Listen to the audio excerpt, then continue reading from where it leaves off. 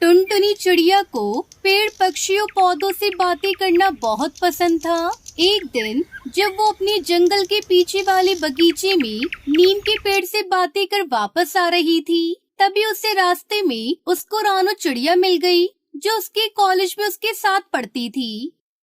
अरे टुनटुनी, तू कहाँ चली गई थी? मैं कब से तुझे ढूंढ रही थी। कल मेरा बर्थडे है, सबको आना है और हमने एक लोक संगीत का प्रोग्राम भी रखा है। तू लहंगा ही पहन कर आना, सब मिलकर डांस करेंगे, बड़ा मजा आएगा। मैं नहीं आ पाऊंगी। तू जानती है ना कि हम लोग कितने गरीब हैं। मैंने तो आज तक कभी ढंग के कपड़े भी नहीं पहने, फिर मैं लहंगा कहाँ से पहनूंगी? नहीं टुनटुनी, जो भी हो मुझे कुछ नहीं सुनना, तुझे आना ही होगा। तेरे बिना प्रोग्राम में मजा नहीं आएगा। उसके बाद दोनों अपने घोंसले में चली जाती है। वहाँ टुनटुनी चिड़िया की माँ टूनी चिड़िया सेठ के घोंसले में खाना बनाने के लिए जाने के लिए तैयार खड़ी थी, लेकिन टुनटुनी चिड़िया का फूला हुआ मुंह देखकर वो उससे बोलती है, अरे अब तू लहंगे की बात लेकर क्यों बैठ गई? मैं सेठ जी के घोंसले में खाना बनाकर किसी तरीके से घर अकेले चला रही हूँ। किसी तरह तुझे कॉलेज भेज पा रही हूँ। तेरे बापू बीमार पड़े हैं, हमारे पास इतने पैसे कहाँ से आएंगे? मैं काम पर जा रही हूँ और रास्ते में अगर मुझे कोई सस्ता सा लहंगा मिलेगा तो देख लूंगी, फिर मैं तेरे लिए ले लूंगी। माँ, सचमुच तुम लहंगा मुझे दिलवाओगी ना? हाँ ठीक है, दिला दूंगी, लेकिन पहले तू अपने आंसू पोंछ ले। टुनटुनी चिड़िया अपनी माँ के जाने के बाद उसी जादुई नीम के पेड़ के नीचे बैठ जाती है और वहाँ जाकर रोने लगती है, क्योंकि जब भी वो उदास होती तो वो उसी नीम के पेड़ के पास जाकर बैठ जाती और उस पेड़ के साथ ढेरों बातें करती। तभी आज अचानक उस पेड़ से आवाज आई। क्यों रो रही हो टुनटुनी? वो आवाज सुनकर टुनटुनी चिड़िया चौंक गई। कौन कौन हो तुम? और मेरा मन रोने का कर रहा है, इसलिए मैं रो रही हूँ। तुम्हें क्या? मैं अपने दुख में रो भी नहीं सकती। रोने से कुछ नहीं होगा, तुम समस्या बताओ क्या है, शायद मैं उसे दूर कर सकूं। तुम क्या मेरी समस्या का हल कर पाओगे? तुम तो हिल भी नहीं सकते। लेकिन मैं तुम्हारी मदद कर सकता हूँ, क्योंकि मैं जादुई पेड़ हूँ और मुझे तुम्हारी मदद करके बहुत अच्छा लगेगा। और तुम हमेशा मेरी और आसपास वाले छोटे पेड़ पक्षियों सबका कितना ध्यान रखती हो, वरना सारे पक्षी तो यहाँ पर हमारी लकड़ियाँ और फल फूल तोड़ने ही आते हैं। फिर टुनटुनी चिड़िया उस पेड़ को अपनी उदासी का कारण बताती है। अच्छा, तो मैं चलती हूँ। टुनटुनी चिड़िया अपने घर पहुंच गई। तभी उसे एहसास हुआ कि उसके दरवाजे पर किसी की आहट हुई है। उसने दरवाजा खोला तो बाहर देखा 2 पैकेट रखे हैं। ये क्या है? खोल कर देखती हूँ, क्या है इसके अंदर? टुनटुनी चिड़िया पैकेट खोलकर देखती है तो उस पैकेट में बहुत ही सुंदर सुंदर लहंगे रखे थे। लगता है ये लहंगे माँ रखकर जल्दी में चली गई। अभी तो बोल रही थी कि एक भी लहंगा नहीं दिलवा पाऊंगी और अब 2 लहंगे दिलवा दिए। जब शाम को उसकी माँ घर वापस आई तो टुनटुनी चिड़िया ने अपने लहंगे दिखाए और कहा, माँ, तुमने मेरे लिए कितने सुंदर लहंगे खरीदे हैं। थैंक यू सो मच माँ। अच्छा बेटा, पर ये तो मैंने नहीं खरीदा। और तुम्हें किसने दिया? ये कहाँ से मिला? ओ माँ, कोई बात नहीं, लहंगे तो बहुत सुंदर है। मैं यही लहंगा पहनकर रानू के जन्मदिन में जाऊंगी। ठीक है बेटा, लेकिन आई कहाँ से ये तो बताओ। कहीं से भी आए हो माँ, अभी मैं जा रही हूँ तैयार होने। टुनटुनी चिड़िया ने जैसे ही वो लहंगा पहना, उसके पास अपने आप सुंदर से गहने आ गए। टुनटुनी चिड़िया आज सज सवर कर रानू के जन्मदिन में पहुँच गई। टुनटुनी चिड़िया बहुत ही सुंदर लग रही थी। देख, तू तो बहुत प्यारी चिड़िया लग रही है।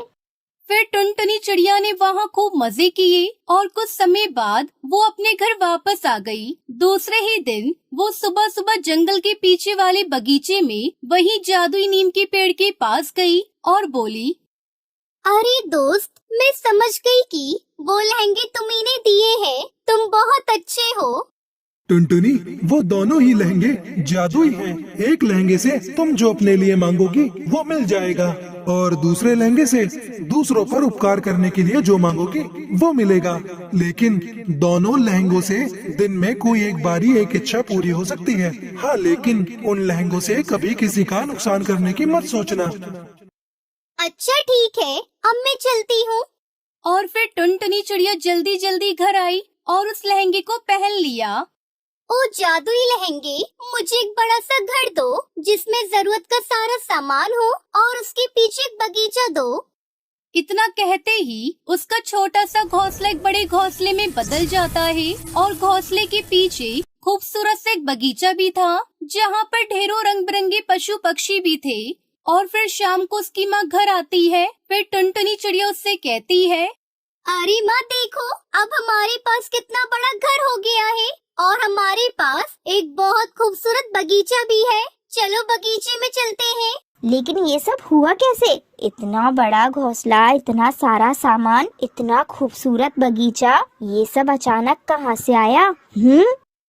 माँ, मैंने जो लहंगा पहना है ना, वो जादुई है। मैं बगीचे में जिस पेड़ के नीचे बैठती हूँ, उस पेड़ ने ही मुझे ये सब दिया है। अच्छा, ये तो चमत्कार हो गया बेटी। माँ, ये जादुई लहंगा है। इस लहंगे से पूरे दिन में कोई भी एक इच्छा पूरी करवाई जा सकती है। दोनों उस दिन बहुत खुश थे।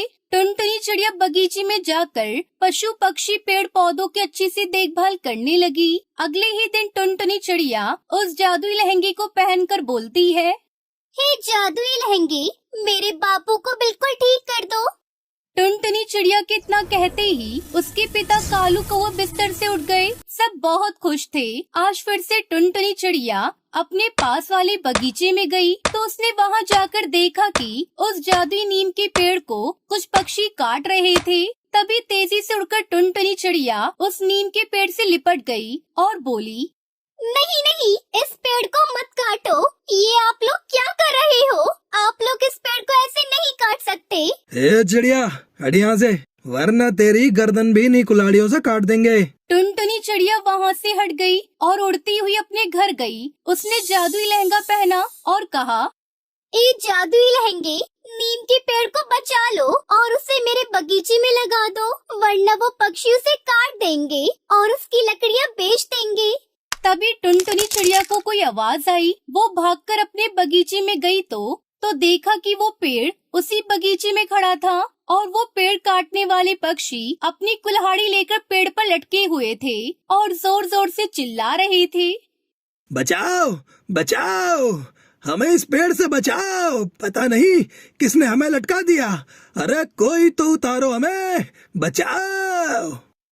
तभी टुनटुनी चिड़िया बोलती है, तुम्हें कोई नहीं बचाएगा। तुम लोग तब तक वही लटके रहोगे जब तक तुम्हारी अकल ठिकाने नहीं आ जाएगी। अरे अरे, हमें माफ कर दो। अब कुछ नहीं हो सकता है। अचानक से वो दोनों पेड़ से नीचे गिर जाते हैं। किसी का सर फूटा तो किसी की कमर टेढ़ी हो गई और वहाँ से वो दुम दबाकर भाग गई। तभी टुनटुनी चिड़िया पेड़ से बोलती है, पेड़, तुम ठीक तो हो ना? जिसके पास तुम्हारे जैसा दोस्त हो उसका क्या हो सकता है। फिर टुनटुनी चिड़िया अपने घर आ गई और खुशी खुशी अपने परिवार के साथ रहने लगती है।